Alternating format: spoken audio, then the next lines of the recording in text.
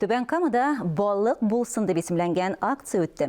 Биологик ресурслар комитеты белгечләре аучылар белән берлектә күлләрдә тишекләр бұрауладылар.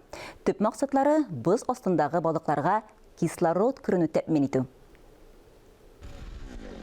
Бір төркем аучылар һәм биологик ресурслар комитеты белгечләре Прости авылыннан ерак булмаган Саракум күлендә.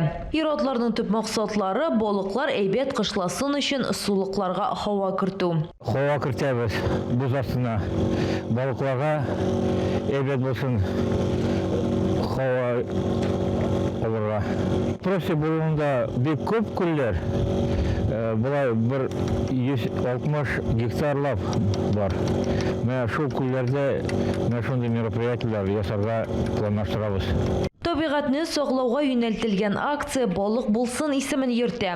Нәкъ менә һава торышы алмашынып торган вакытта балыклар күпләп үлүе күзәтелә. Чөнки су исемнәр чери башлап углекислый газ булып чыгаралар. Балык булсын акциясен Түбән Кама сулыкларында ел сайын уздыралар. Боз өстендә тишек ясагач, аңа камыш тутыралар.